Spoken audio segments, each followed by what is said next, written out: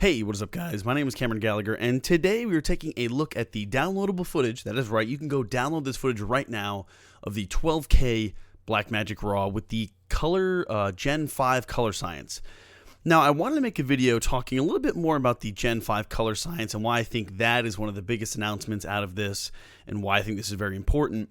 So, obviously, this is 12K RAW footage, so if you want to go download 12K RAW footage and see if it'll play back, which it probably won't because it didn't play on mine very well, it's still better than nothing, though.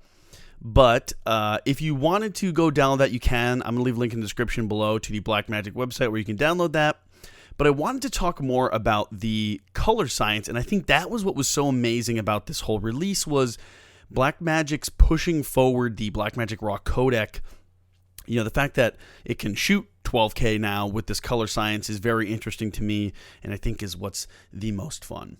So basically, the Gen 5 color science is an improved color science that Blackmagic has implemented into their Blackmagic RAW codec. And the cool thing is that it's going to be backwards compatible, I think, in some ways. They haven't exactly gone into too much detail on how, but on other Blackmagic cameras, and I'm assuming probably just the URSA line, maybe the 6K. I don't know how far back they're able to, this can work. Now, granted, it is a RAW codec, so theoretically you should be able to go back and do any of them with the Gen 5 color.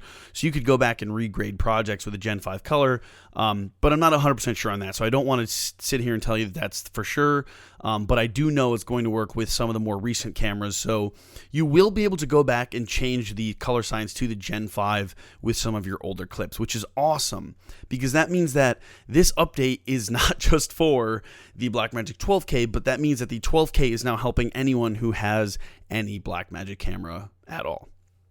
So these are the downloaded clips. We're in DaVinci Resolve. Now, we're in DaVinci Resolve 16.3, the first beta. So just a reminder, this is a beta, so I don't know if I totally recommend downloading it to everyone, but I did it for you guys, so I did this for you. It's a Julian Smith kind of thing. But basically, if you go into the, so you can see the clips here. One of the big things they talked about, I'm running a 4K timeline, which I probably shouldn't be because I'm screen recording, but whatever, we're not going to get full playback. So the reason that they were sort of talking about this is because one of the biggest things was skin tones were going to be different, more improved, but also high saturation points. So things like neon signs or like cars, that kind of stuff. So again, it's not like massive, but I think it's going to be a nice big difference. So when you're in the color page here in the beta, we have our 12K clips. And when we go down to our camera raw settings, we can see our decode quality. So we could change it if we wanted to. We can also see the decode using project. We're going to change that to clip. This is where we can see first our color science, which is the Gen 4. And you can see there's a lot more contrast in that. And the Gen 5, which is very flat. Which is cool because we get a little more dynamic range kind of out of it. So let's try a couple different things and let's sort of just play with this. Now, I haven't done too much playing with this because I wanted to kind of give you guys my reaction, but also kind of show you what's going on. So typically when I change things, I usually like to go to the extended video on the gamma curve. And that usually does a pretty good job. Now you can see if we were on Gen 4, that would be just a little bit more crushed. And it looks like we're getting a lot more detail. If we sort of look at the scopes over here, it's really just a difference in Luma. But if we go back to Gen 5, Gen 4, Gen 5, we just get a little more of a natural skin tone. I think the skins just look nicer in general. And yeah, so let's try something else though, because this is just within the raw settings. Let's go and let's add a new node. We're going to open effects here, and we're going to do color space transformation. Now, this is one of my favorite ways to change the color space. And right now we can see all of our Blackmagic wide. So we're going to do, we'll do the, well, I guess it doesn't have now the new one, but this is what we'll do. We'll do the 4.6K video Gen 3, 4.6K film. And let's go to Rec 709 and see what this looks like. Now I like to put on luminance mapping. Okay, so that's a color space transformation to a 709. Now let's go to Gen 4. So you can see that that's a much contrastier image That's the Gen 5. Now, you might be thinking, well, that doesn't look that great because it's a little bit flatter. But obviously, that's going to give us more of a range to then go in after. Make another node, and we can add that contrast back. And you can sort of see when we do this. So that's with our Gen 5 color. And then if we just were to go back to the Gen 4, it's just a little more, just kind of like baked in looking, where this has got a little bit flatter, and you can see there's more of like a gradient in the skin tones. And I think that's one of the biggest things that they're kind of talking about is just a overall general better color. So let's go into this clip here, where this girl just walks in, she kind of sits down, chills out. Cool clip. So I'm really interested to see how the pink and the greens look, because this looks like a lighter green, this looks like a darker green. So let's kind of see how this turns out. So let's go back to clip. Now first let's do it in Gen 4, and let's just do the extended video right here. Okay, so this is what you get if you're just like typically converting a Gen 4 clip to basically a 709. It's extended, but it's, it's close enough. All right, so it looks pretty good. I would say that looks really good, actually. There's like the lighter pink. You get some of the darker saturated pink here. The green looks nice. That green looks good. Let's just click over to Gen 5.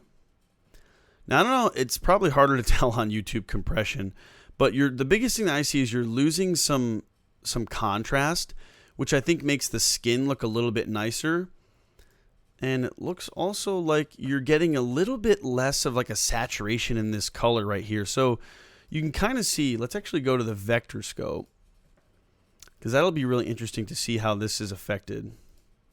So let's do the vector scope. Let's show the 2x zoom. Let's make it a little easier to see. Okay. So there's our vector scope. So this is on the Gen 5 color, right? Actually, I'll make this bigger. So that's our Gen 5 color. Oops, down here. Turn that down. And then when we switch over to Gen 4, you can kind of see the shift. Let's show that again. A little bit of a shift. Gen 5, Gen 4. You can see there's like almost like less. It spreads out a little more when you hit the Gen 4 or Gen 5. So you can see that it's collecting more colors. There's more information that's here. Let me see if I can make that even easier to see. Let's turn it up a little bit. Gen 4, you can see it's kind of crushed inwards. And then Gen 5, you see it kind of spread out and it's getting more color. So what that means is that you're getting more color information with the Gen 5, which is kind of what I've been saying the whole time here. So there's nothing crazy with that. But what that means in practical terms is that you're going to be able to get a more naturalistic looking shot, obviously. But not just that, you're going to be able to push things a little bit more. So let's try something.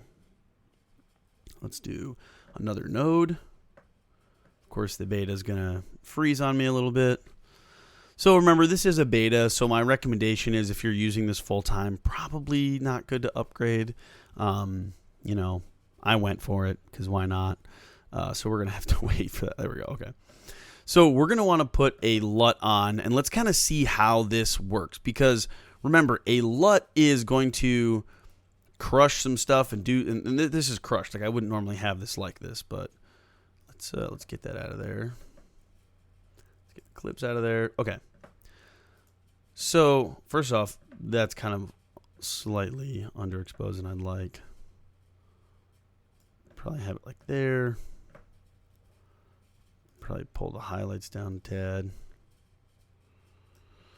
All right, so we're not going for a perfect color grade here. So this is the Gen 5. It looks good.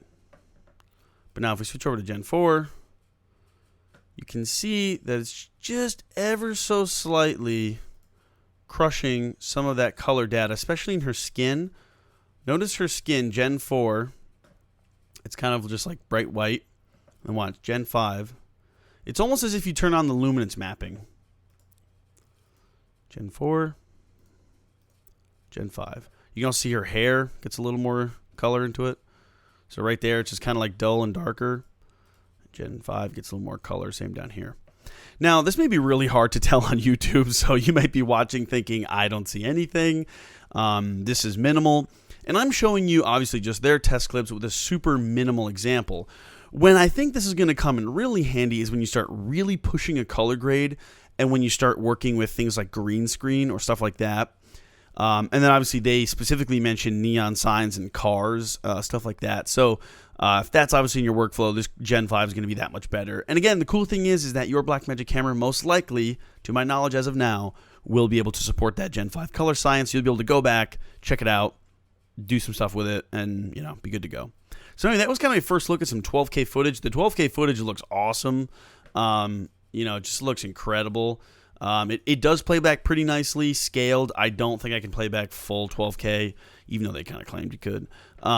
It just doesn't like that full 12K. But it scales down super nicely, and it can play back really nicely. So I could obviously punch in if I want to tune this 4K timeline way in. It would be sharp. So anyway, guys, thanks for watching. That was kind of a quick look, and I'll catch you guys later.